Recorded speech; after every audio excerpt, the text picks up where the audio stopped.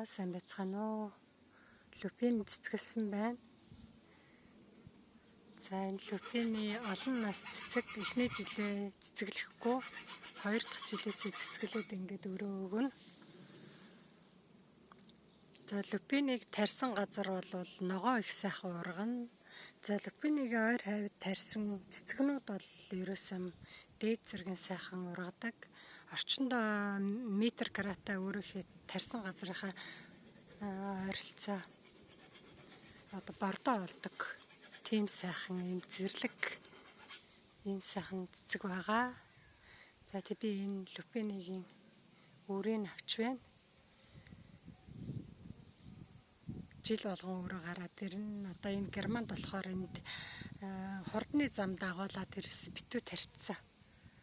Энэ зэрлэг цэцэг болохоор тэгээд ойд бас модон дотор айгүй хургана. Ийм цэцэг байгаа. За ингээд та бүхэн энэ люпинийг нутгшуулаад ингээд тариарай. За люпиныгийн үр нь ийм үр байгаа. Би ийм үр авсан байна.